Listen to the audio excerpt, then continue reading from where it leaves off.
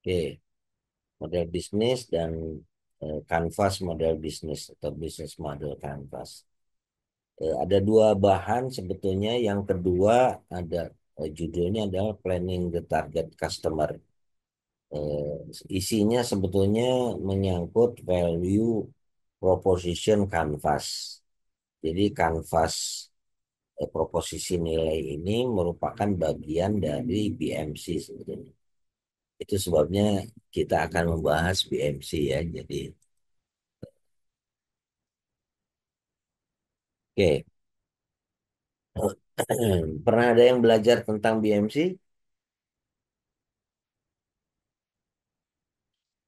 Emma, pernah ya? Oke, baik. Jadi BMC itu merupakan salah satu tools atau metode bagaimana kita menganalisis, memetakan, menganalisis, dan merekomendasikan perbaikan model bisnis di sebuah perusahaan ataupun organisasi non perusahaan. Jadi model bisnisnya sebenarnya banyak, tapi yang kita pilih, yang fokus malam ini kita diskusikan adalah BMC-nya. Oke, nah sebelum itu untuk minggu depan topik yang akan kita bahas mengenai kesiapan teknologi atau technology readiness. Nah, di pengukuran kesiapan teknologi juga ada beberapa metode, tapi kita akan membahas mengenai metodenya dengan TRL, yang Technology Readiness Level, yang dikembangkan di lingkungan NASA. Dan kemudian kami adopsi dulu di BPPT, lalu Kementerian Ristek itu mengeluarkan peraturan Riset Teknologi dan Pendidikan Tinggi tahun 2016. Jadi sebenarnya udah cukup lama, tapi masih sangat relevan untuk diterapkan.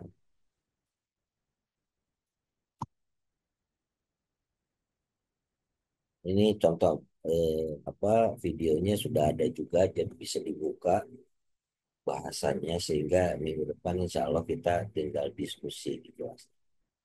Baik, tujuan pembelajaran malam ini yang pertama tentu saja memahami tentang apa arti dari model bisnis, kemudian kerangkanya atau framework dari model bisnis itu seperti apa. Lalu kita mempelajari salah satu eh, metode yang akan digunakan dalam model bisnis, yaitu Canvas model bisnis atau bahasa Inggrisnya Business Model Canvas atau dikenal dengan BMC, dan eh, bagaimana kita bisa memanfaatkan BMC untuk inovasi model bisnis. Sebenarnya dengan praktek ini lebih mudah dipelajari ya. Kalau dalam workshop di kelas gitu lebih mudah. Jadi tidak terlalu banyak bicara teori, tapi kita exercise. Oke, baik. Jadi kenapa model bisnis ini penting? Karena sebetulnya merupakan salah satu cara bagaimana sebuah organisasi bisa beradaptasi dengan dinamika perubahan. Karena katanya di dalam kehidupan ini bukan spesies yang terkuat yang bertahan dan juga bukan spesies yang paling pandai yang bisa survive, melainkan spesies yang paling mampu beradaptasi terhadap perubahan. Jadi ini pelajaran yang kita petik dari biologi ya. Kita mempelajari makhluk hidup, itu makhluk hidup yang survive itu memang makhluk hidup yang bisa beradaptasi, paling bisa beradaptasi. Bahkan sampai sekarang ada makhluk-makhluk hidup yang sebetulnya berkembang sejak zaman dahulu kala, sampai sekarang masih ada, ya, tapi banyak juga yang punah. Sih. Nah, ternyata pelajaran itu juga berlaku terhadap organisasi, khususnya organisasi perusahaan. Ya, teori itu dikembangkan atau di, dikemukakan oleh Darwin. Tentu kita tidak setuju sepenuhnya teori dia ya, tapi pelajaran yang kita petik adalah soal adaptasinya tadi dari yang disampaikan oleh Darwin. Jadi eh, ada yang tahu apa aja makhluk hidup yang masih bertahan sampai sekarang? Komodo, Bro. Ya, Komodo. komodo, oke, itu salah satu. Konon itu merupakan salah satu jenis dari apa namanya dinosaurus ya, bukan dinosaurus satu apa Kadal. salah satu bentuk bentuk apa namanya makhluk Kadal. raksasa zaman dulu yang masih bertahan. Gede. Yang kecil adalah kecoa. Kecoa itu termasuk makhluk yang survive cukup lama ya dari zaman dulu. Capung, Mbak. Ya, termasuk itu. Oke, itu ya. Jadi esensinya kita memetik pelajaran dari ilmu biologi soal bagaimana bertahan hidup kira-kira gitu, survival. Jadi dalam organisasi model bisnis merupakan salah satu alat untuk bisa beradaptasi. Nah, kalau perusahaan itu tidak mampu mengembangkan model bisnis yang sesuai ya untuk menghadapi perubahan zaman ya mereka akan sulit untuk bisa bertahan. Kira-kira begitu ya. Oke, nah bagaimana peran model bisnis dalam sebuah perusahaan? Biasanya sebuah perusahaan yang baik ya punya strategi. Ya, jadi dari visi dan misi perusahaan itu maka diterjemahkan ke dalam strategi. Kalau visi itu kan gambaran ideal perusahaan mau jadi apa kira-kira gitu ya. Kalau misi gambaran perusahaan sebagai apa dia menjalankan perannya dalam lingkungannya ini. Nah, itu diterjemahkan kepada model bisnis supaya bisa dirasakan oleh pelanggannya atau pengguna jasanya atau produknya. Ya, value itu kan sebetulnya eh, konsep abstrak ya. Value itu susah sekali untuk kita maknai. Tapi value itu dirasakan oleh customer dalam bentuk produk, barang, dan atau jasa. Itu di situ ada value. Jadi untuk bisa sampai ke sana, perusahaan harus bisa menerjemahkan bagaimana visi misi, kemudian diterjemahkan kepada strateginya. Strategi itu kan rencana jangka panjang yang apa global gitu ya, eh, mencakup beberapa dimensi dan itu harus diterjemahkan kepada model bisnis. Kira-kira begitu. Oke. Nah, Gary Hamel, seorang ahli strategi, ini pernah menyampaikan, jadi ke masa depan itu, dia bilang, persaingan, ini yang dimaksud adalah persaingan bisnis ya, tidak akan terjadi antar produk atau perusahaan, melainkan antar model bisnis untuk menekankan betapa semakin pentingnya model bisnis bagi sebuah perusahaan. Gitu. Jadi, karena kalau kita bicara tentang manajemen teknologi dan inovasi, itu juga ada kaitannya gitu dengan model bisnis. Dari model bisnisnya ya, kita bisa apa juga merumuskan eh, dan mengimplementasikan model bisnis. Oke.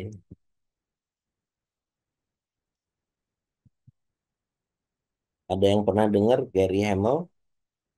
Gary Hamel ini pernah menulis buku dengan prahalat ya, bidang strategi bisnis. Oke, konsep model bisnis itu sebetulnya berkembang lumayan lama ya. Hanya saja eh, berkembangnya di lingkungan akademis saja gitu ya. Terutama misalnya sampai tahun 90-an itu mungkin adanya di dokumen-dokumen akademis. Tetapi di lingkungan praktisi,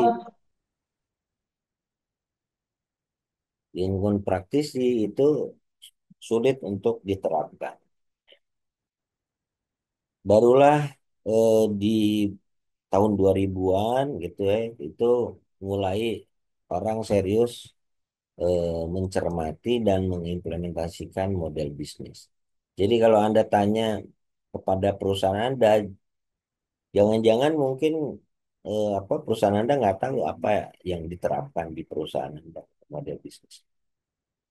Nah, itu bisa menjadi cara untuk mengevaluasi juga ya supaya Anda bisa memahami sebetulnya model bisnis apa sih yang diterapkan oleh perusahaan di mana Anda bekerja itu ya. eh, Belakangan aja di lingkungan baik akademis maupun lingkungan praktisi itu mulai semakin berkembang dan intensif diterapkan. Jadi orang makin serius untuk mempelajari. Nah, model bisnis secara sederhana bisa dipahami sebagai deskripsi atau penjelasan yang mengungkapkan logika konseptual tentang bagaimana sebuah perusahaan, sebuah bisnis itu maksudnya sebuah perusahaan ataupun sebuah organisasi non perusahaan menciptakan dan mendeliver value kepada pelanggannya atau customernya serta memperoleh value dari pelanggan. Jadi sederhananya model bisnis ini menceritakan tentang bagaimana sebuah perusahaan menciptakan dan mendeliver value kepada pelanggan dan memperoleh value dari pelanggan. Gitu ya. Nah, saya ingin bertanya, kira-kira kalau yang dimaksud dengan menciptakan dan mendeliver value kepada pelanggan itu bentuknya apa ya?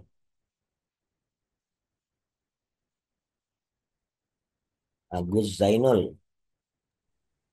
Kalau dari perusahaan bentuknya produk atau jasa, Pak. Ya, jadi value yang dimaksud di sini adalah produk barang dan atau jasa. Kalau value dari customer kira-kira apa? Imbalannya. Imbalan ya. Jadi imbalan itu bisa berupa imbalan uang ya, financial reward ya, ataupun non uang. Imbalan non uang misalnya apa? Apresiasi gitu ya, kepercayaan dari customer gitu. Nah, tapi kalau perusahaan banyak menipu,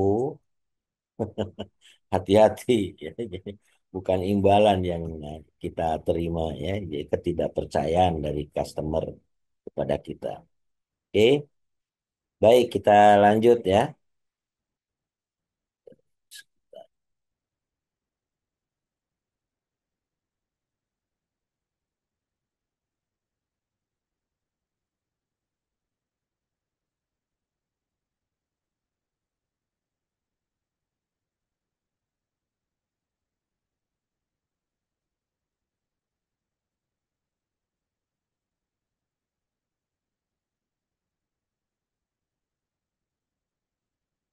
Oke, sudah kelihatan ya.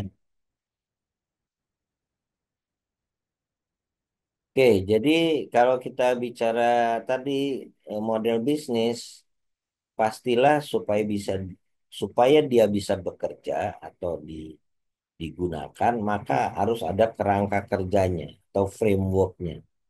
Model bisnis itu seperti apa? Nah, framework ini itu sebetulnya biasanya mengandung kosakata atau diksi apa yang dia maksud dengan model bisnis tertentu ya.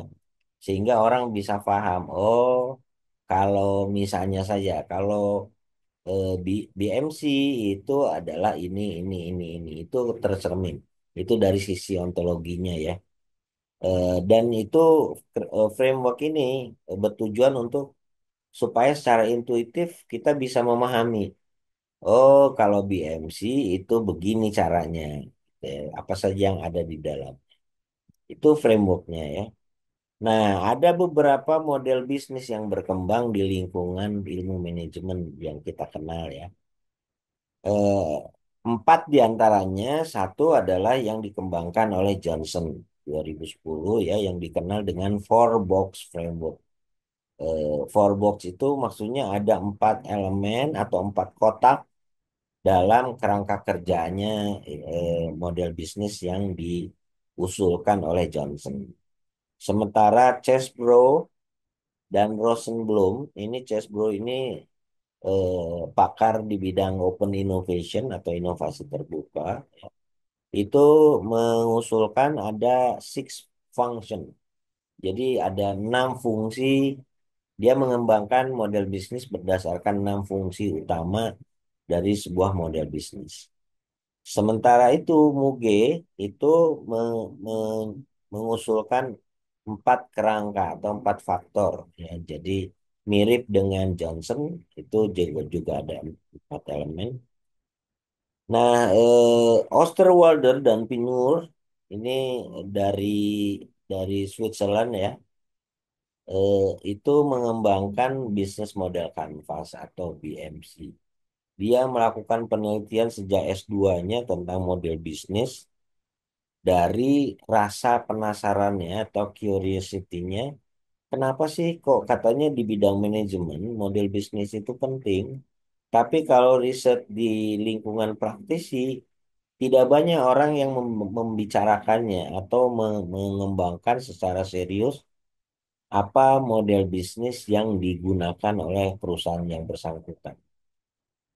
Jadi dia penasaran, oh rupanya katanya bahwa ternyata memang bahasan-bahasan sejauh ini tentang model bisnis itu sangat teoritis sehingga susah difahami dan diimplementasikan di lingkungan praktis. Nah, kemudian dia melakukan riset pengembangan di disertasinya dan eh, keluarlah dengan apa yang disebut dengan BMC. BMC itu Business Model Canvas. Apa yang dimaksud dengan bisnis model kanvas? Ya ini ibaratnya kanvas. Kalau seorang seniman membutuhkan wahana untuk mengekspresikan ide kreatifnya kan menggunakan kanvas kan ya untuk melukis ya. Nah, sederhananya seperti itu. Jadi model bisnis ini dilukiskan secara visual oleh dia itu lewat kanvasnya sehingga diharapkan bisa secara sederhana difahami Halo, ya dipraktikkan saya. gitu ya. Nah, Pinur itu adalah promotornya waktu dia mengambil PhD. Oke. Nah, ini ringkasannya ya ke apa beberapa model bisnis yang kita kenal. Kita nggak akan membahas semuanya, tapi kita akan fokus ke yang terakhir ini, yang biru-biru ini ya, dengan BMC. Ada 9 elemen kalau apa namanya dari Osterwalder. Nah, ini untuk kalau Anda pertama kali mempelajari ini, terpaksa Anda harus menghafal dulu, ya. Jadi nanti setelah sekali melakukannya, menerapkannya, insya Allah ingat terus. Oke, baik. Nah, ini fotonya, ini sudah cukup lama nih. Fotonya mungkin 15 tahun yang lalu ketika dia mengambil apa program PhD-nya. Ini yang di atas berkacamata yang hitam, rambut hitam ini Osterwalder, Alexander Osterwalder. Yang di bawahnya adalah promotornya, Yves Pinot, ya namanya nama Perancis. Oke, ini eh, cukup terkenal kalau di lingkungan manajemen ya, karena dengan terobosannya dia itu banyak orang mulai membahas secara luas tentang kanvas model bisnis ini atau BMC ini. Ya. Eh, Kami dulu di BPT juga mulai mempelajari itu. Mungkin kalau di tempat kita dulu mulai dari 2012 lah. Dia merilis bukunya 2010, 2012 kami baru mempelajari ini. Eh, dan kalau orang yang ikut pelatihan profesional biasanya tersertifikasi.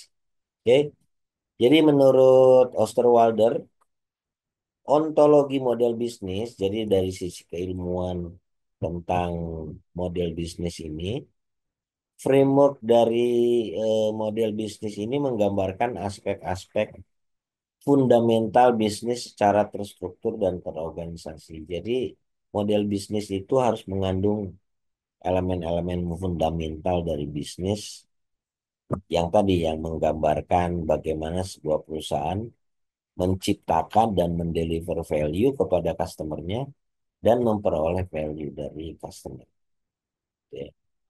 Jadi dia berusaha mengembangkan tools secara visual. Visual itu artinya ada gambarnya lah kira-kira gampangnya ya, ada skemanya yang bisa dilihat. Oh, itu ya yang dimaksud dengan model bisnis. Nah, yang disebut dengan kanvas model bisnis. Ya. Nah, inilah kerangka dasar keilmuan yang dia kembangkan. Jadi ada empat elemen penting dalam sebuah model bisnis. Satu adalah customer atau pelanggan. Jadi nggak mungkin sebuah bisnis itu nggak punya customernya ya. Semuanya, baik itu organisasi perusahaan maupun non perusahaan. Jadi kalau organisasi Anda atau perusahaan Anda tidak tahu customernya, ya bubarkan saja perusahaannya. Jadi itu harus dirumuskan secara jelas. Demikian juga organisasi non perusahaan, misalnya organisasi nirlaba atau lembaga pemerintah. Kalau dia organisasi itu tidak paham siapa yang dilayaninya, ya berarti nggak diperlukan, ya. Gitu. Jadi harus didefinisikan dengan baik. Elemen kedua adalah offering, offer, penawaran. Jadi apa yang ditawarkan oleh si organisasi kepada si pelanggan tadi. Elemen ketiga itu adalah infrastruktur untuk memungkinkan penawaran ini sampai kepada pelanggan.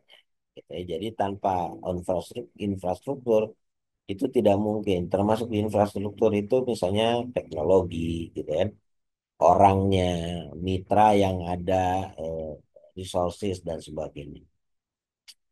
Dan yang terakhir adalah elemen keuangan, karena itu menjadi bagian energi yang diperlukan untuk tadi ya, untuk mengelola organisasi, memungkinkan organisasi menyampaikan, meng-create value dan menyampaikan value, dan juga bagaimana mengatur supaya dia mendapatkan value dari si pelanggan.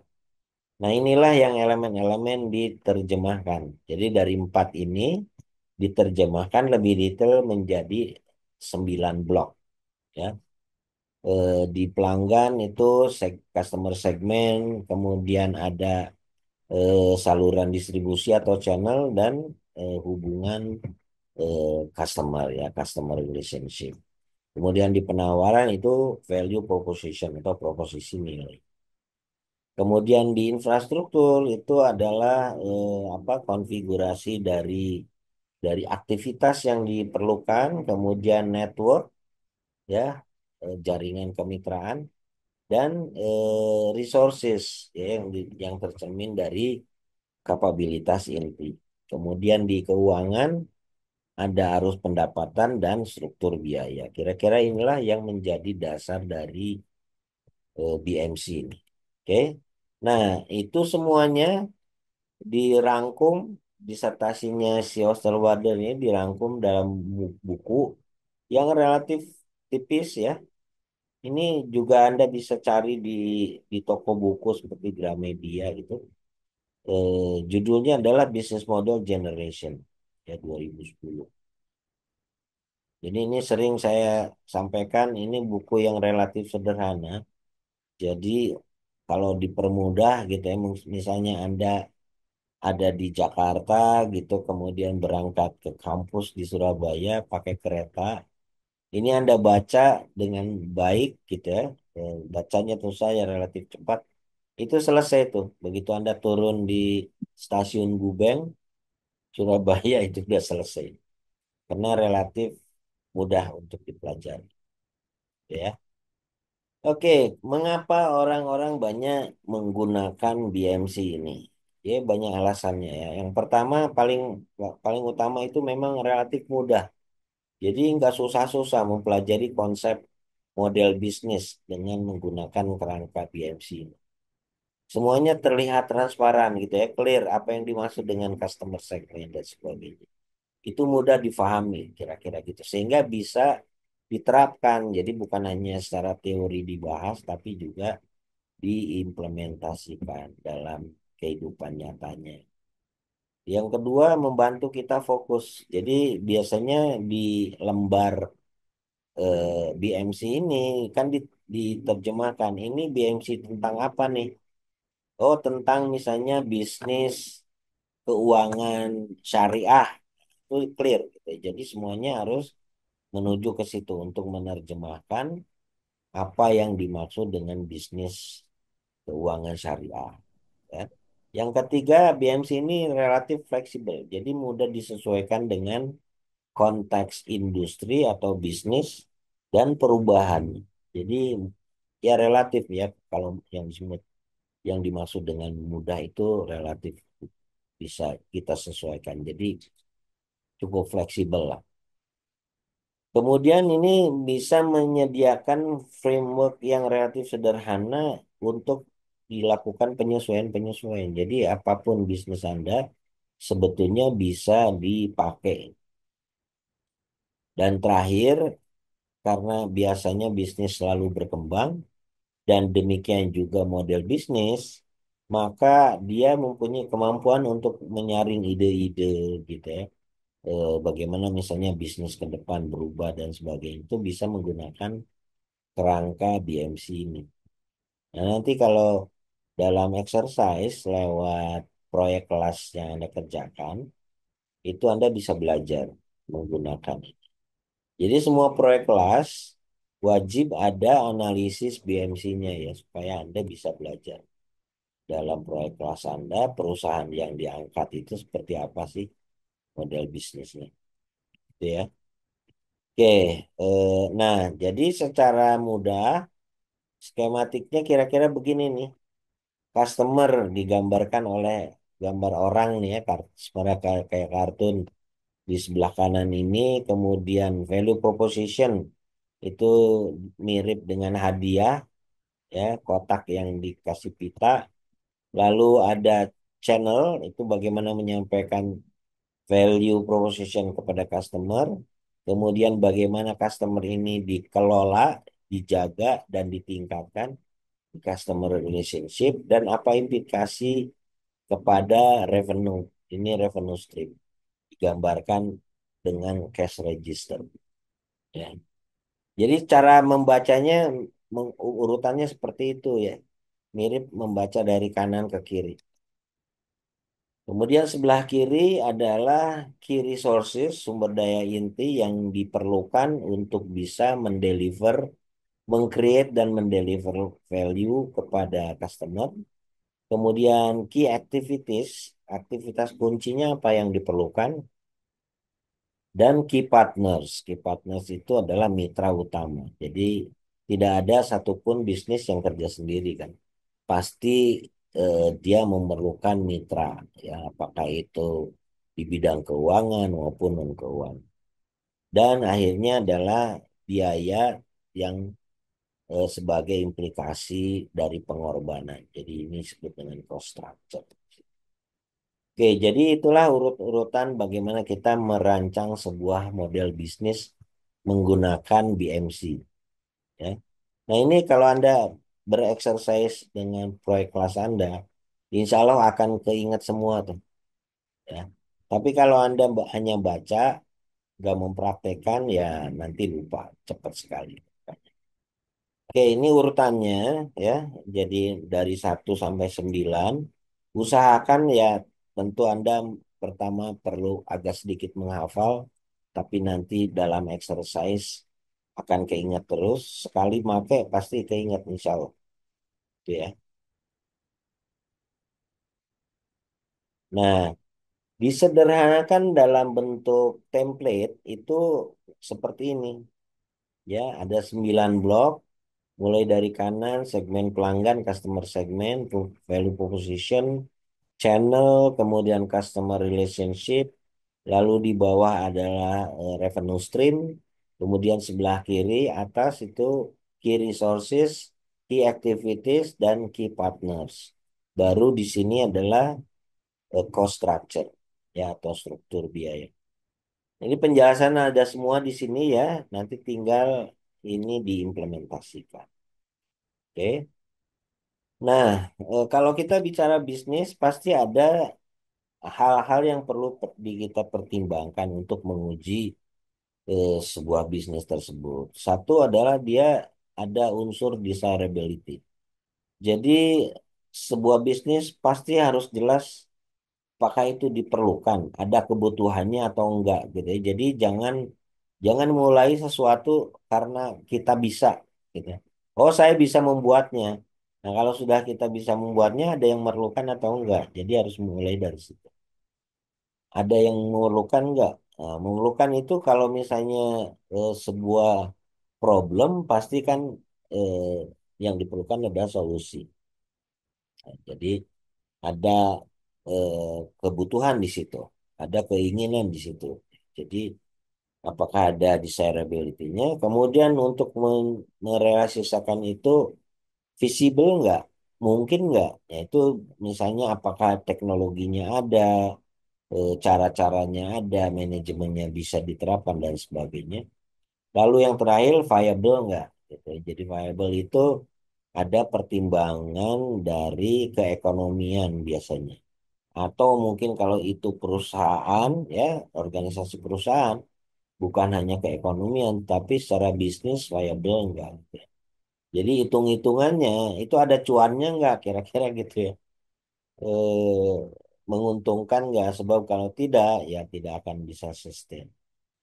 Jadi tiga hal inilah yang biasanya menjadi pertimbangan. Nah, kalau ini kita pakai, apakah BMC itu bisa membantu kita? Ternyata bisa ya. Jadi kita lihat nih gambar BMC ini ya. Kotak yang sebelah kanan atas ini ternyata mencerminkan kita untuk bisa menguji desirability ya. Kemudian yang berikutnya kotak yang kiri atas sebelah kiri itu menunjukkan visibility dan kotak dua di bawah itu menunjukkan viability. Jadi enak sekali ya pemikiran dari Osterwalder ini bisa membantu kita untuk menguji sebuah ide bisnis kira-kira begitu. Sehingga ini juga bisa dijadikan dasar untuk pengembangan model bisnis ke depan. Jadi enaknya BMC itu bisa kita pakai untuk melakukan inovasi model bisnis. Oke, jadi itu. Nah, bagaimana cara mengisinya? Ini ada penjelasannya semua ya. Cara-cara mengisi sembilan elemen ini, Anda harus membacanya tentu saja, nggak perlu saya jelaskan satu persatu kecuali kalau ada nanti yang ingin bertanya. Oke, nah ini penjelasannya seperti ini. Ini contoh aja nih. Customer segment. Customer segment ini menunjukkan kelompok orang atau organisasi yang akan dilayani. Ini harus didefinisikan, gitu ya. Jadi kalau Anda nggak bisa mendefinisikan, maka akan sulit kita mengembangkan value yang akan dibuat oleh si perusahaan atau organisasi. Jadi itu bisa satu segmen pelanggan atau bisa lebih dari satu. Bisa bentuknya B2B atau B2C ya, eh, bisa beragam. Yang kedua, bentuknya apakah berbayar atau tidak berbayar. Jadi tidak selalu harus semuanya berbayar. Model bisnis bisa dikembangkan gitu ya. Jadi nah di sinilah nanti bisa bermain. Ya, Anda mengembangkan kreativitas Anda untuk mengembangkan model bisnis. Contoh misalnya eh, apa ya? Penggunaan jasa transportasi kereta api misalnya ya. KRL, kalau Anda berlanggan apa menggunakan KRL, Anda ke tempat kerja setiap hari pakai KRL, kan Anda bisa berlangganan ya. Caranya apa? Si PT KAI-nya menyediakan kartu yang yang terbuka, kemudian Anda isi dan bentuk e-money gitu kan. Nah, itu nanti dipotong gitu. Tapi kalau Anda nggak mau seperti itu, setiap saat Anda memerlukan bayar ya bisa juga. Jadi tidak berlangganan. Nah, itu contoh-contoh ya. Jadi bisa dikembangkan dalam berbagai bisnis yang Anda tangani, Anda hadapi. Bentuknya apa? Apakah pelanggan atau klien gitu ya. Kemudian setiap segmen bisa saja memerlukan layanan yang berbeda atau sama diseragamkan dan sebagainya. Jadi tergantung konteksnya ya. Jadi termasuk dalam pelayanan misalnya kalau Anda mengelola BPJS gitu ya. Nah, itu kan dari awalnya kan kita ada segmen-segmen pelayanan yang berbeda ya. Ada kelas satu, kelas 2, kelas 3. Katanya rencananya ke depan satu aja supaya tidak repot gitu kan. Jadi satu standar sehingga tidak merepotkan. Mau kelas satu ataupun kelas 2, 3 itu dilebur. Tapi bisa juga pelayanan dalam organisasi bisnis yang lain dibedakan malah gitu kan. Seperti hotel misalnya. Hotel itu ingin memberikan layanan sesuai dengan kemampuan customer membayar jasa hotelnya ya. Ada yang mintanya bintang 2, bintang 3, bintang 5 gitu kan. Jenis kamarnya juga beragam, ada deluxe, ada superior misalnya, ada suite dan sebagainya. Gitu ya, tergantung konteks. Oke. Nah, itu nanti Anda mempelajari setiap bisnis yang dihadapi, itu Anda analisis dan nanti tahap pertama dari proyek kelas itu melakukan penerapan dari BMC untuk memahami model bisnis perusahaan yang diangkat. Oke, jadi seperti itu. Ini nggak perlu saya inikan satu persatu. Saya langsung ke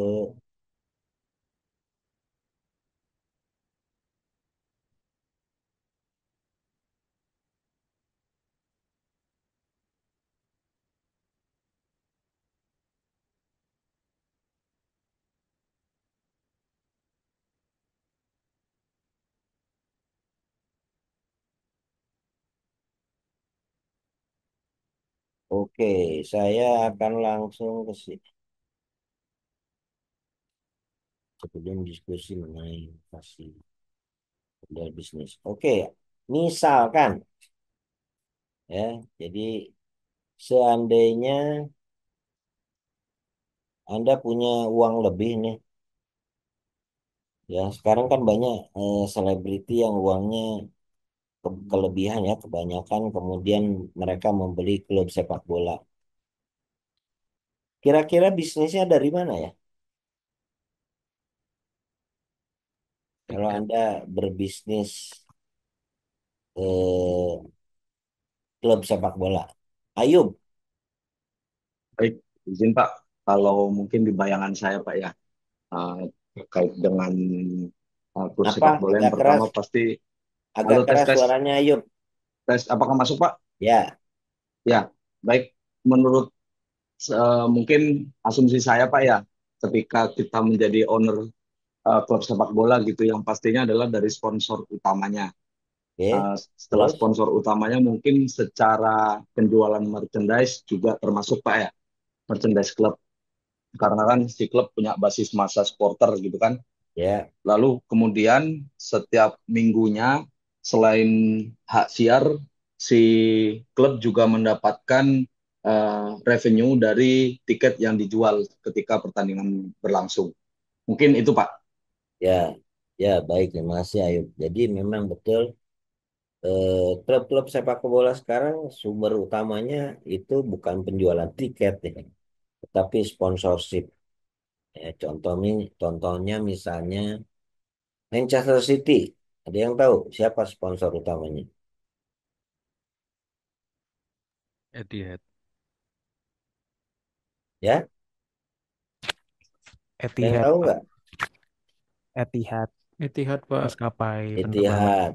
Kalau Arsenal, Emirates. Emirates ya, kayak gitu ya. Jadi dari sponsorship, hak siar, merchandise itu luar biasa karena basis penggemar atau fans itu menjadi kekuatan ya sebuah klub sepak bola berkembang atau enggak. Nah, jadi termasuk di kita ya. Nah, sekarang eh, fansnya dari timnas Indonesia itu luar biasa gitu ya. Jadi Indonesia ini beruntung karena punya basis penggemar, supporter yang luar biasa besar. Bayangkan, eh, orang Indonesia itu kalau menang gitu ya, maka jersinya itu lakunya luar biasa. Dan kalau ada yang menyakiti apa timnas itu, musuhnya diserbu habis-habisan oleh netizen. Jadi Indonesia punya kelebihan karena tadi ya basis penggemarnya sangat besar. Oke, baik. Nah, yang terakhir sebetulnya model bisnis saja tidak akan apa tetap ya. Pasti dia akan berkembang sesuai dengan perubahan yang dia hadapi. Nah, disitulah perusahaan membutuhkan pengembangan, penyesuaian dari model bisnis yang diyakininya. Bagaimana cara melakukannya? Nah, ini adalah secara teoritis itu ada beberapa hal yang biasanya dilakukan oleh organisasi, khususnya perusahaan. Oke, ya. Nah, oke, saya lupa satu. Sebelumnya, bahwa KMD ini atau BMC ini bisa digunakan untuk beberapa hal ya, memahami praktik bisnis, menganalisis, mengidentifikasi peluang inovasi, mengembangkan model bisnis baru, dan menguji model bisnis baru tersebut ya. Itu saja dari penjelasan BMC itu sendiri. Nah, bagaimana cara melakukan inovasi model bisnis kalau menggunakan BMC? Setidaknya ada beberapa hal. Satu adalah melakukan renewal atau pembaruan. Jadi model bisnis yang ada kita petakan, kita isi, kemudian kita menganalisis tuh. Bagaimana caranya merubah-rubah sesuai dengan perkembangan yang dibutuhkan gitu ya. Jadi, oh, kalau begitu ke depan kita bagi saja, bedakan customer segmen. Namanya juga customer segmen ya. Segmen pelanggan. Kita bagi-bagi. Anda belajar segmentasi kan ya waktu belajar marketing ya. Nah, biasanya kita melakukan segmentasi. Oh, ada customer yang memang, misal kita membaginya berdasarkan kemampuan ekonomi atau jarak atau jenis, frekuensi dan sebagainya tergantung konteksnya. Apa yang lebih relevan di situ. Nah, kemudian kita mengembangkan ke depan. Apakah dibedakan, disamakan dan sebagainya. Nah, itu contoh melakukan pembaruan. Atau mungkin pembaruan yang dilakukan berdasarkan BMC itu kita memperbaiki value propositionnya atau proposisi nilainya. Tadinya kita berorientasi, pokoknya kita menyediakan alat transportasi atau jasa pelayanan yang sama saja. Tapi ternyata dalam perkembangannya penggunanya menghadapi pembedaan. Ada yang kelas premium gitu yang mau membayar lebih, bahkan apa mahal sekalipun gitu. Ada yang pokoknya biasa aja. Saya nggak perlu pelayanan istimewa. Yang penting saya sampai ke suatu tujuan, misalnya dengan selamat gitu aja. Misalnya transportasi darat, laut, udara kan bisa dibeda-bedakan gitu ya. Jadi kalau Anda ingin merasakan pelayanan kelas satu, first class, ya Anda belinya tiket first first first class bisnis gitu ya. Kalau enggak, ya di bisnis kelas. Kalau enggak mau juga, ya ekonomi kira-kira gitu ya. Nah, itu contoh-contoh bagaimana kita melakukan eh, pembaruan dari BMC. Atau kedua, kita hanya melakukan perubahan-perubahan sesuai dengan konteksnya. Contoh misalnya kita ingin memastikan kesesuaian antara produk dan marketnya. Jadi yang disebut dengan product market fit. Ya, jadi mungkin saja karena kita ingin memastikan bisnis kita itu tepat ya, supaya punya punya apa, kelompok persaingan yang tidak bisa digoyahkan oleh kompetitor kita dan sebagainya. Bisa juga kita melihat dari praktik yang terjadi di industri lain. Jadi misalnya kita mempelajari bisnis tertentu, apakah itu di kuliner ataupun di jasa perhotelan, itu mencontoh misalnya dari praktik-praktik di industri yang lain, ya. Misalnya kita mengadopsinya, menyesuaikan. Ya. Yang keempat itu adalah memperbaiki ekosistem bisnis kita, gitu ya. Jadi bukan hanya model bisnis internal saja, tetapi kita turut mempengaruhi ekosistemnya. Meskipun tentu tidak sederhana ya, karena kalau kita bicara memperbaiki ekosistem, artinya kita harus ada bantuan dari pihak yang lain, termasuk misalnya kolaborasi dengan lembaga pemerintah, ya, regulatornya dan sebagainya. Dan yang kelima adalah menerapkan strategi yang sangat berbeda.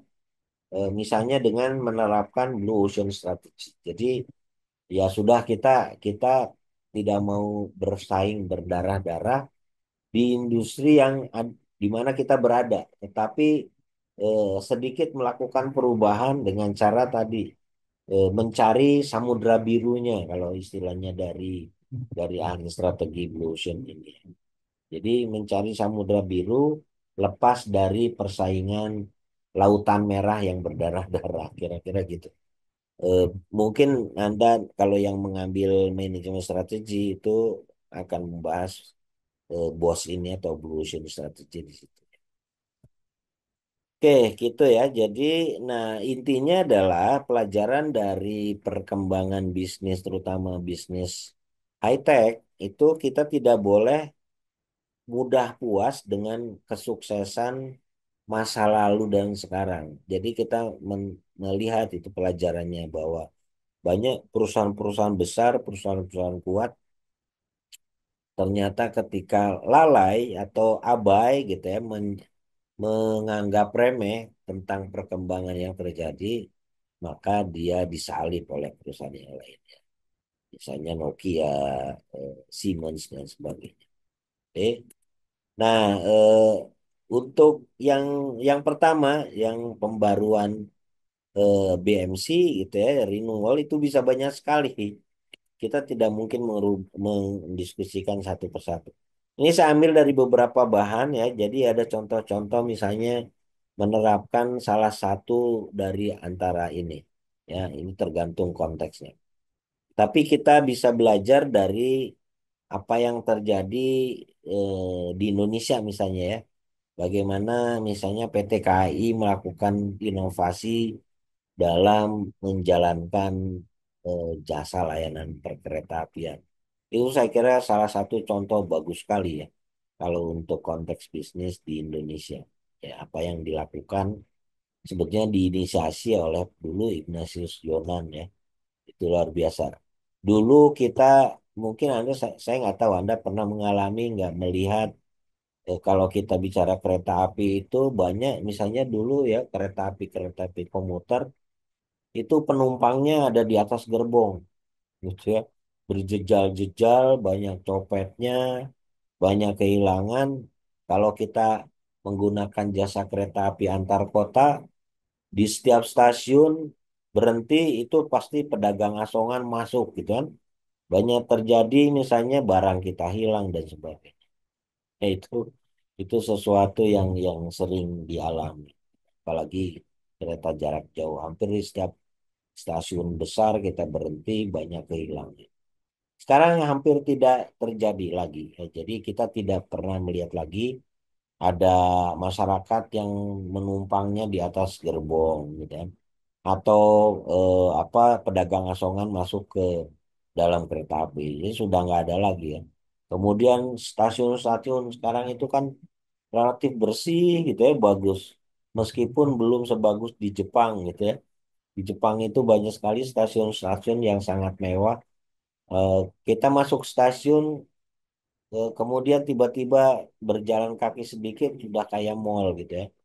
Nah itu mungkin ke depan Indonesia bisa seperti itu. Kalau Anda di Jepang itu kan banyak sekali kita melihat apa stasiun apa namanya kereta api itu menjadi andalan utama transportasi masyarakat. Sehingga apa namanya, kalau ada janji-janji rapat dan sebagainya, itu on time, sangat on time di Jepang itu. Jadi kita bisa menghitung tuh. Kalau kita ada pertemuan di mana gitu ya, oh pakainya kereta yang nomor berapa dari mana, kita harus mengambil yang nomor berapa itu luar biasa tepat gitu. Jadi enak sekali.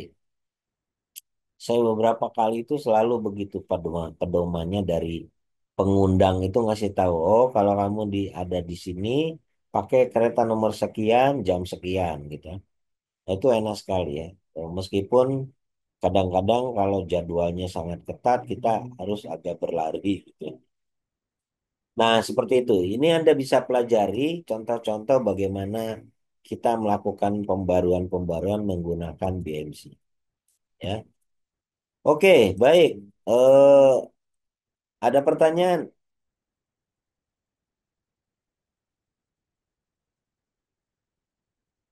Halo, Agus Zainul. Pak, dalam mempraktekkan BMC yang 9 elemen tadi itu ya. Kalau misalnya itu di kita dalam suatu perusahaan besar kan biasanya terdiri dari banyak departemen ya. Nah, apakah itu memang bisa kita lakukan misalkan dari masing-masing departemen bikin BMC gitu.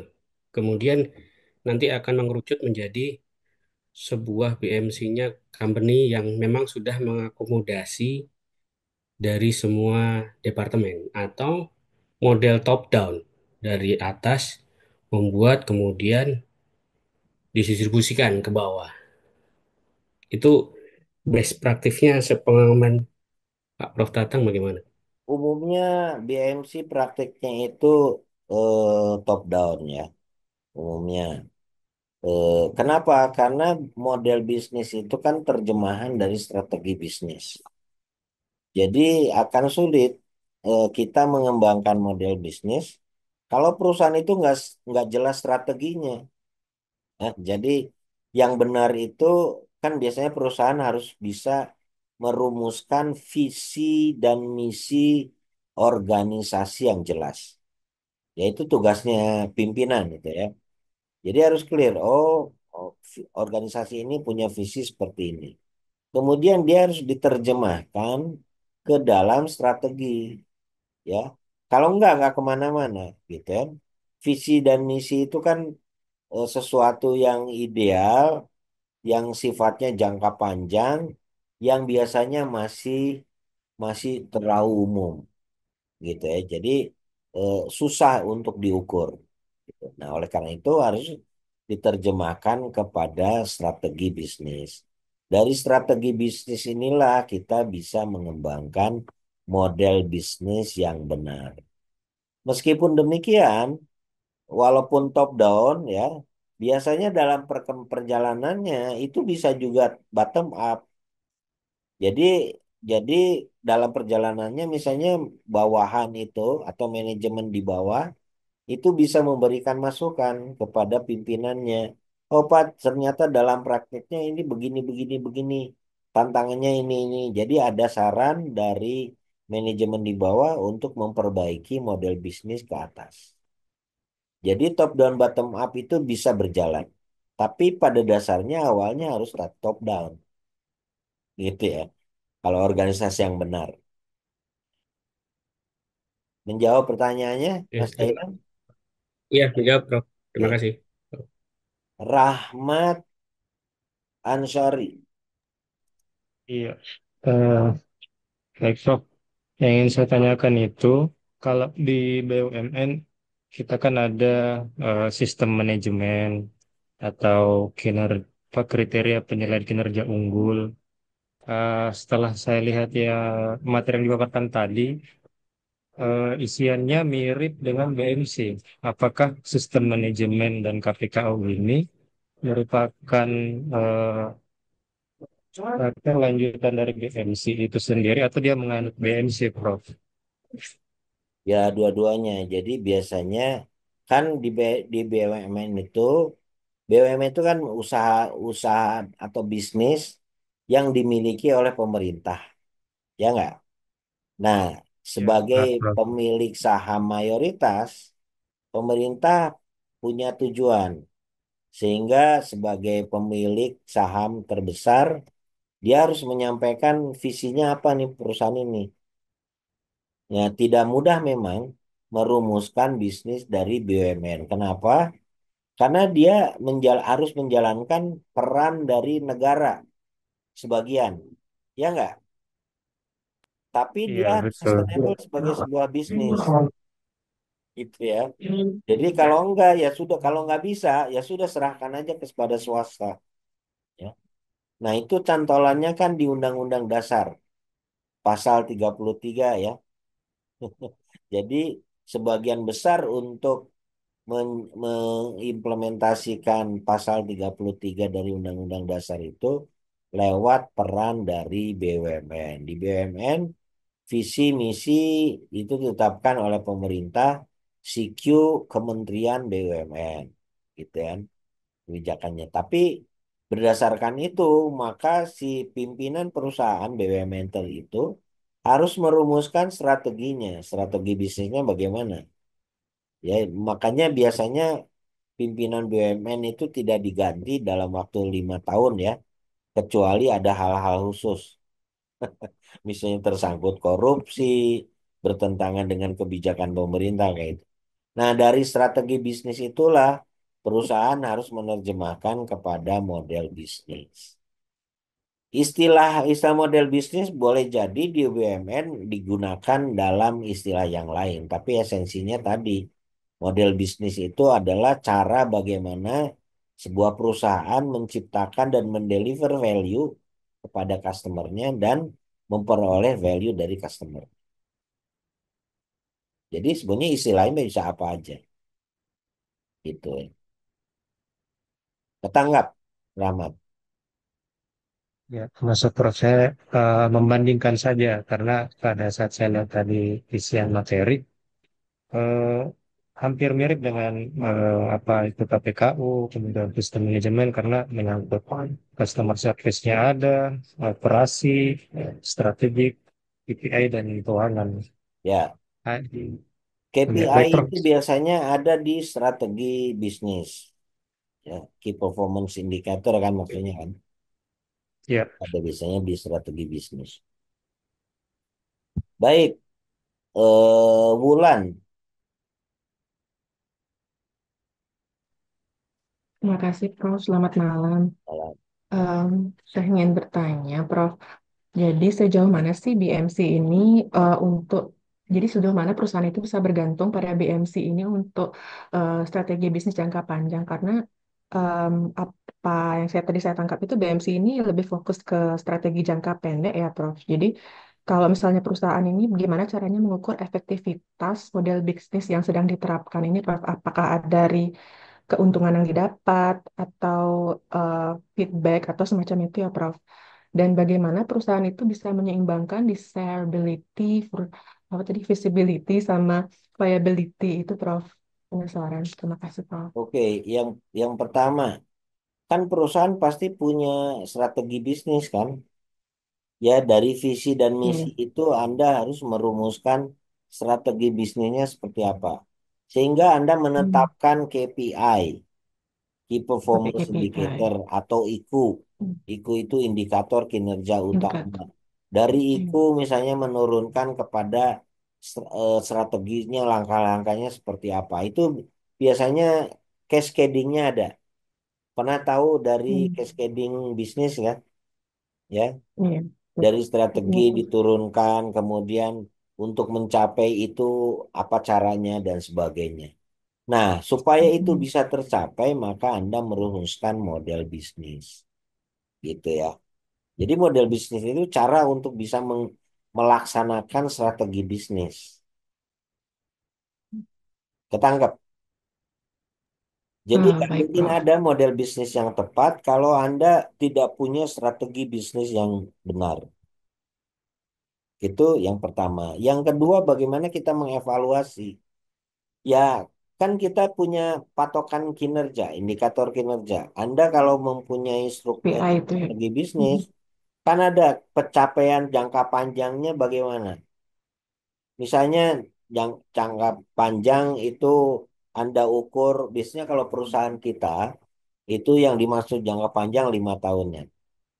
Tapi kalau dalam pembangunan makro itu 5 tahun itu biasanya menengah. Cuman kalau perusahaan kayak BUMN itu namanya rencana pembangunan jangka panjangnya, oke, 5 tahun itu. Nah, 5 tahun itu harus bisa diterjemahkan kepada rencana tahunan. Target tahunnya seperti apa? Nah, dari tahunannya itu bisa diterjemahkan kepada target-target sasaran bulanan. Nah, bagaimana kita mengukur model bisnis yang baik atau tidak? Ya, mendukung nggak kepada pencapaian tujuan strategis yang 5 tahun ataupun yang tahunan tadi. Itu paling mudah menggunakan itu. Jadi Anda tidak bisa mengklaim, oh model bisnisnya tepat, tapi ternyata capaian strategisnya nggak kecapai kan, nggak cocok, nggak konsisten. Jadi model bisnis itu haruslah mendukung tujuan strategis. Kalau perusahaan Anda tidak punya tujuan strategis, maka susah kita mengevaluasi apakah sebuah model bisnis itu bagus atau tidak. Ya, karena ukurannya kan diterjemahkan dari atas. Tanggap nggak? Baik, Prof. Jadi tetap ada inovasi-inovasi selama sampai jangka panjangnya itu ya, Prof ya. Jadi tidak baku kayak gitu ya, Prof ya. Maksudnya ada inovasi-inovasi. Eh, perubahan perubahan dari BMC-nya ini sendiri selama berjalan itu, Prof, maksudnya Tentu di saja, prakteknya jadi itu gimana inovasi biasanya? itu Mm. kan akan kita perlukan justru untuk melakukan perbaikan, kan?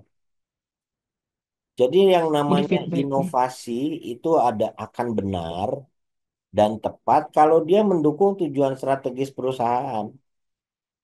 Jadi inovasi yang bagus itu bukan hanya sekedar ini beda dari sebelumnya, nggak gitu. Kalau pembaharuan yang kita lakukan tidak mendukung pencapaian kinerja yang lebih baik, ya nggak berhasil inovasinya. Jadi yang namanya inovasi bukan hanya sekedar beda, gitu ya. Dia harus memberikan dampak manfaat. Kalau misalnya Anda mempunyai tujuan strategis tertentu, lalu Anda mengembangkan model bisnis tertentu. Kemudian, oh karena kata Pak Tatang harus berinovasi terus, maka dirubah-rubah terus. Lah kalau dirubah-rubah ternyata justru tidak mendukung, ya jelek namanya. Jadi yang namanya inovasi harus mendukung perbaikan. Kalau ternyata tidak diperlukan pembaruan, ya jangan dilakukan pembaruan. Jadi kalau dalam bisnis ini ya, untuk mengembangkan model bisnis, jangan hanya asal tampil beda, kira-kira gitu ya. Jadi kalau model bisnis itu harus sesuai dengan apa yang ditetapkan secara strategis oleh organisasi. Karena model bisnis itu dikembangkan untuk mendukung tujuan strategis. Oke, baik. Baik, Bu terima kasih, Prof. Maulana, Baik, Pak. Terima kasih. eh Pertanyaan saya mungkin ya tadi kan sudah dijelaskan dan pertanyaannya lebih banyak kepada arah perusahaan yang tentunya profit ya, Pak. Kalau misalnya organisasi itu ya non kalau profit. perusahaan tentunya profit. Masa ada perusahaan yang tidak profit? Iya, betul. Maksudnya kan ini kan lebih ke perusahaan gitu, Pak. Oke, Kalau misalnya itu ke organisasi yang non-profit atau ya, sosial, atau dalam hal ini mungkin kayak saya ini, Pak, Angkatan Laut, ya. itu gimana, Pak? Kayak customer segmennya itu kan kalau militer sendiri kan lebih ke alat pertahanan negara gitu, Pak. Pada dasarnya sama. Jadi organisasi apapun pasti punya tujuan strategis. Nah, Anda mengacunya dari situ. Jadi lembaga pemerintah pun harus mengacu kepada itu. Di di di militer juga kan punya undang-undang kan ya, yang sebagai cantolan. Jadi misalnya untuk mencapai keberhasilan angkatan laut itu harus bagaimana. Nanti di breakdown ke bawahnya.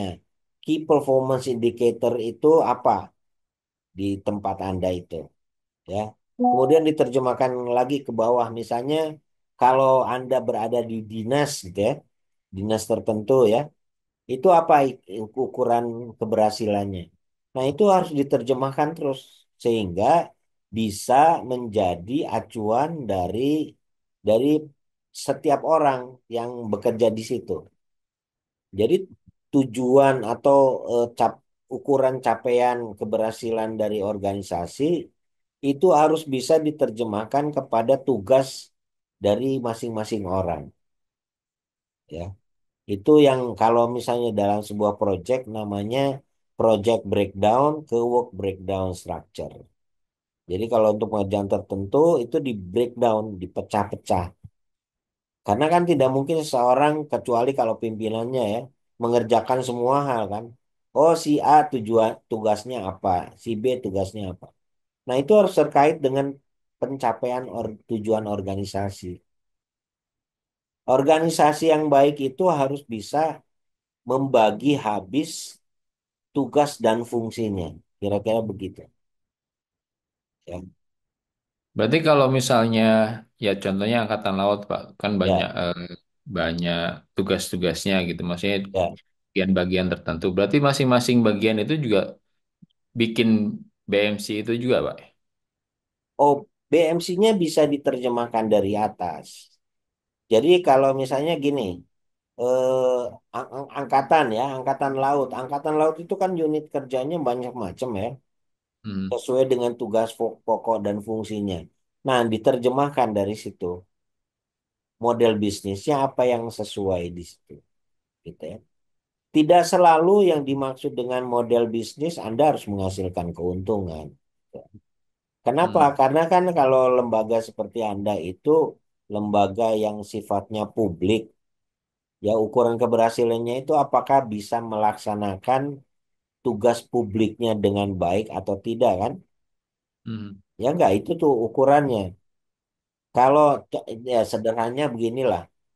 Kalau ada tugasnya di pertahanan, ketika misalnya ada penyusupan dari luar, lewat dalam laut, lewat atas laut, atau lewat udara terjadi, dan orang bisa menerobos, kan berarti tugas pertahanannya nggak tercapai kan, gitu kan? Nah, hal-hal Ya. seperti itu harus dilindungi, gitu ya. Nah, itu yang harusnya memang ketat diterjemahkan, dibahas. Salah satu kelemahan di kita itu seringkali kalau lembaga itu sudah terlampau lama ada, sudah malas ngutik-ngutik tuh. Oh, ini Hmm. kan dari dulunya begini gitu kan, jadi susah dirubah. Padahal perubahan tantangan zaman ada terus kan ya. Nah, itu yang Ya, Pak. tidak mudah memang menghadapi kemapanan seperti itu. Tantangannya apa? Keluar dari zona nyaman itu ya Pak ya. Zona nyaman, sudah di comfort zone. Ya, nanti kalau kita melakukan perubahan, terus dianggapnya itu apa namanya eh, merubah tradisi, ya, menginikan tradisi. Padahal sebetulnya kita harus selalu berubah ya. Jadi ya sama aja dengan cara misalnya kita menggali pengetahuan. Dulu zaman dulu itu kalau menggali pengetahuan itu kan kita harus datang ke sebuah lembaga gitu, kemudian kita kuliah gitu. Zaman sekarang kan tidak cukup dengan itu. Anda menggali pengetahuan itu bisa dari bangku Anda, cari akses internet dengan baik, gunakan artificial intelligence dengan baik. Itu bisa Anda dapat banyak sekali gitu ya. Nah, itu harus dirubah, tapi itu tidak bisa kita lakukan kalau mindset kita tidak berubah.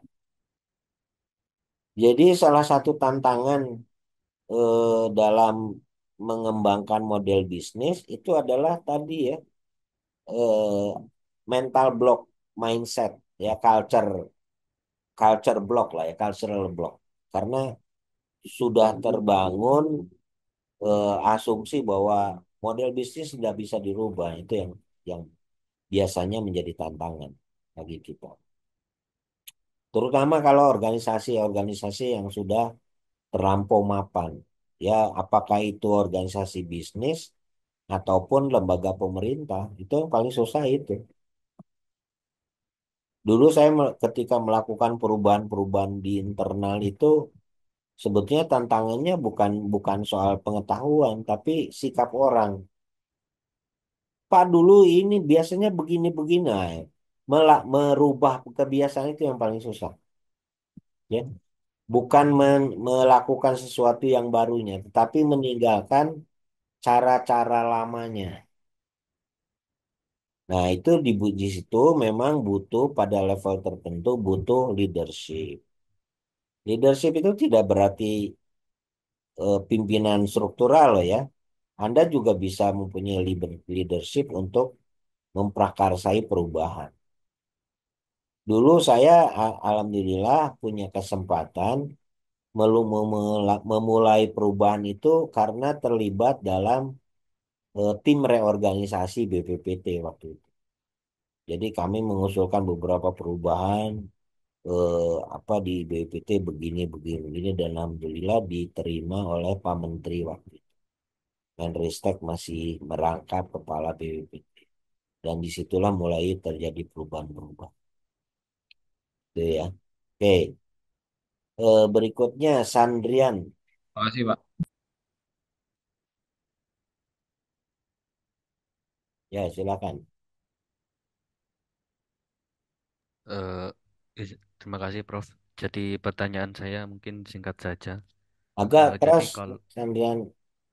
ya terima kasih, Prof. Jadi pertanyaan saya itu eh, untuk menyusun PMC itu kan harus ada parameter keberhasilannya juga gitu. Nah, alangkah baiknya itu menyusun parameter keberhasilannya dulu atau PMC-nya dulu, Prof. Terima kasih. Kalau parameter keberhasilan dari atasnya, ya, jadi tadi kan ada gambarnya ya bahwa di organisasi itu ada strategi bisnis. Yang namanya strategi bisnis pasti ada ukuran-ukuran strategisnya. Yang biasanya dikenal kalau di manajemen itu adalah KPI, Key Performance Indicator. Jadi itu apa namanya indikator indikator kinerja utama. Jadi apa yang dimaksud dengan keberhasilan itu ini. Nah, itu harusnya indikator yang terukur. Barulah kita bicara model bisnis. Model bisnis harus mendukung ke sana. Gitu loh. Ketanggap nggak? Ya, makasih, Prof. Ya. Ya, memang eh, kalau Anda sudah belajar manajemen strategik, Anda bisa membayangkan bagaimana hubungannya antara model bisnis dengan manajemen strategik tadi. Oke, sudah nggak ada lagi. Masih ada yang mau bertanya? Saya ingin mengingatkan aja ya, ini kan udah pertemuan ketiga, tapi keaktifan Anda di kelas ini masih relatif rendah loh. Jadi saya ulangi bahwa keaktifan itu minimum 10. Barulah Anda bisa mendapatkan poin full 15% ya. Kalau misalnya di bawah 10, ya nanti tinggal dikalikan aja. Anda misalnya hanya bertanya atau berkomentar satu kali selama satu semester atau selama setengah semester ini ya untuk perhitungan di pertengahan semester. Maka tinggal hitung aja 1/10 kali 15. Itu berapa ya? 1,5 ya, ya kan? Ya, jadi 15% itu poin dari 100%. Jadi bobotnya kira-kira begitu. Anda bisa mengukur. Oh, sampai pertemuan semester Jadi pertemuan ke-8 nilai saya yang baru terkumpul dari keaktifan misalnya berapa? Oh, hanya 5 kali.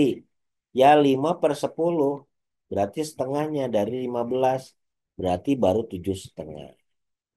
Ya untuk mengumpulkan nilai yang lain lagi, maka Anda harus mengumpulkan nilai dari paper review. Paper review kemarin itu kita diskusikan kira-kira 15-20% kan ya.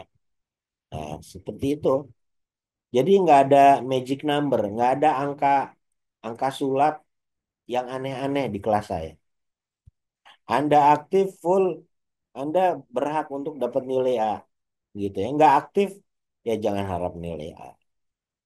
Nah, saya sudah pernah menyampaikan keaktifan Anda kalau nggak bisa ngejar di kelas, bahwa aktif bertanya di YouTube. Yang saya pantau sampai detik ini yang aktif itu kelas G. Lumayan, sudah ada yang mau bertanya topik tertentu di YouTube. Itu lumayan nambah-nambah angka kan. Oke, Melva Sufiono. Oke, terima kasih, Prof. Ya, Saya mau tanya aja, maksudnya untuk model BMC ini kalau misalnya diterapkan ya semacam industri startup gitu, kira-kira tantangannya yang paling berat di mana ya? oh baik. Oke, jadi bagus ya. Jadi eh, startup company itu pada dasarnya sama dengan non startup company ya, perusahaan yang mapan. Hanya saja biasanya kalau startup company itu karena namanya bisnis pemula, itu biasanya elemen-elemennya belum mapan. Customer segmen mungkin baru tahap-tahap awal gitu kan. Kemudian channelnya juga mungkin karena startup itu mungkin hanya baru satu, padahal channel itu bisa beragam ya dan sebagainya. Nah, s- walaupun sebetulnya mengisinya sama saja. Kalau Anda menggunakan BMC, semua elemen harus terisi, ya. Jadi itu pada dasarnya. Tapi kalau misalnya kesulitan dan biasanya memang kalau untuk startup itu sering kali mengalami kesulitan, ada disarankan menggunakan Lean Canvas namanya. Lean Canvas ini di, diusulkan, dipropos oleh S. Maurya, ya keturunan India. Nah, kenapa dia menyampaikan Lean Canvas? Karena menurut dia BMC itu agak sulit dipakai oleh startup company karena tadi bisnisnya kan belum mapan ya, masih berubah, masih sangat terbatas sehingga dia mengusulkan menggunakan Lean Canvas. Bagaimana caranya Lean Canvas? Bahannya kan ada di bahan yang saya share. Ya, di bagian lampiran itu ada penjelasan tentang Lean Canvas. Ya, Anda baca itu, gunakan itu. Meskipun kalau buat saya sebetulnya memang startup company juga harus didorong menggunakan BMC. Kenapa? Kan startup company nggak seterusnya startup kan ya, akan menjadi perusahaan yang mapan. Gitu ya. Kalau dia betul-betul berkembang dengan baik, mestinya bisa apa menggunakan BMC juga. Kecuali kalau dia nanti startup terus ya, begitu nggak jadi startup langsung bangkrut. Gitu ya. Gitu Mas Sulfiono. Ya, ya, makasih, Prof. Ya, Nanti saya coba baca lebih detail yang di Lean ya, Canvas.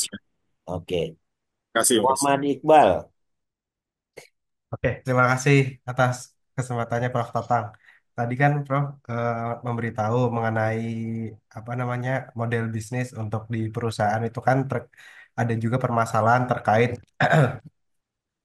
dari SDM-nya atau sumber daya manusianya sendiri untuk pengelolaannya. ya, Saya penasaran aja sih Prof, kalau misalkan untuk di dunia pemerintahan sendiri atau dunia itu kan agak cukup rumit untuk improvement dari segi SDM-nya sendiri dan dari segi untuk apa pimpinan strukturalnya pun kadang karena agak susah juga untuk improvement di bidang teknologi. Mungkin bisa diberi tips atau triknya Prof untuk di bidang pemerintahan khususnya. apanya? Yang diperlukan apanya maksudnya? Untuk improvement di bidang teknologinya, Prof. Kan tadi kan saya mengutip beberapa pembicaraan Prof terkait ada yang susah dari model bisnis itu untuk improvement di bidang SDM-nya sendiri. Seperti Ya, itu, Prof. ya. Nah, Kalau di lembaga yang non bisnis ya, termasuk pemerintah itu biasanya harus memperbaiki learning. Ya, learning itu bisa bisa beragam cara sebetulnya ya, meskipun dulu-dulu di pemerintahan itu kalau yang dimaksud dengan learning itu harus lewat training-training formal, padahal sebetulnya enggak, gitu kan? Training formal itu apa? Misalnya lewat LAN, ya, Waduh. eh, pendidikan kepemimpinan, eh, di Klatpim kayak gitu-gitu ya. Kan di Hmm. Klatpim ada yang eselon 3, eselon 2, eselon 1. Saya selama di BPPT belum pernah mengalami satupun dari itu. Lemhanas, pendidikan juga itu biasanya calon-calon eselon 1 ya kayak dirjen, deputi itu harus Lemhanas dulu. Saya belum pernah mengalami itu. Tetapi saya beberapa kali menjadi instruktur di Lemhanas. Ya, jadi ya itu memang harus butuh perubahan ya, terobosan-terobosan. Ya dulu pernah ditentang juga. Wah ini Tatang ini belum pernah mengalami diklat PIM 2 gitu kan. Kok bisa jadi direktur? Belum pernah diklat PIM 1 kok bisa jadi deputi? Nah, tapi pimpinan saya bisa mempertahankan saya. Kenapa? Karena ini gitu kan. Kan ilmu-ilmunya di diklat PIM 2 dan 1 itu dipelajari oleh Tatang dibilang. Kan saya ngajar juga gitu ya. Jadi itu ilmu yang saya ajarkan gitu. Jadi nggak ada masalah. Dan saya di LAN juga sering diminta untuk menjadi instruktur. Ya, jadi, nah hal-hal seperti itu bisa dilakukan lewat terobosan-terobosan. Anda bisa juga di independent learning. Saya dulu paling sering mengikuti seminar-seminar tuh. Ya, kalau ada misalnya pimpinan saya mendapatkan undangan di awal-awal ya, waktu zaman pegawai baru itu. Kalau pimpinan saya nggak nggak bisa ikut, saya minta izin ke beliau, Pak saya aja yang menghadiri, boleh nggak Pak gitu. Nah saya cari ilmu dari situ, cari network gitu ya, membangun network dan sebagainya. Nah itu mestinya bisa dilakukan oleh teman-teman ASN yang baru juga. ASN yang baru itu punya peluang yang jauh lebih besar sekarang itu. Belajar sekarang ya, misalnya Anda ingin mengetahui mata kuliah yang diberikan di MIT, di Harvard, Anda bisa cari tanpa harus pergi ke Amerika. Banyak open course ya, kuliah-kuliah terbuka yang bahannya ditaruh. Ya sama seperti saya nih. Orang kalau mau rajin belajar tentang manajemen teknologi dan inovasi kan tinggal lihat lihat YouTube saya aja. Iya. Bahan-bahan ada. Di ResearchGate saya taruh itu paper-paper dan sebagainya. Dan mereka bisa berinteraksi dengan saya lewat lewat YouTube tuh dan saya sering dapat permintaan dari mahasiswa universitas yang lain gitu kan berkonsultasi, saya terbuka gitu, saya kasih. Jadi nah, kesempatan belajar itu makin terbuka sebetulnya. Ya, apalagi untuk Anda-Anda yang punya akses internet. Tentu untuk saudara-saudara kita yang masih punya keterbatasan akses teknologi memang ya masih PR ya. Betul, Pak. Jadi agak PR juga untuk di daerah-daerah yang cukup Ya, apa? ya, Kita betul. di provinsi sendiri juga agak kesulitan untuk melakukan pembinaan atau penyuluhan mengenai inovasi teknologi Ya, biasanya. tapi saya kira harus ya, makanya saya kira apa konsep development itu harus, saya kira sekarang aturannya di ASN itu 20% dari waktu itu harus pengembangan diri kan, self development, Betul. supaya orang itu bisa berkembang. Nah, teman-teman, waktunya sudah lewat ini. Jadi, Ya, sorry untuk siapa Rafif dan siapa tadi? Rafif dan siapa yang mau tanya tuh tadi? Rafif dan Alvin ya. saya catat tetapi bertanyanya minggu depan aja ya, karena sudah waktunya sudah lewat dan saya harus masuk ke kelas yang lain. Ya. Baik, kita lanjut insya Allah Selasa depan ya. Sampai ketemu. Assalamualaikum warahmatullahi wabarakatuh. Waalaikumsalam. Waalaikumsalam. Waalaikumsalam. Terima kasih, Waalaikumsalam. Pak. Ya, sama-sama.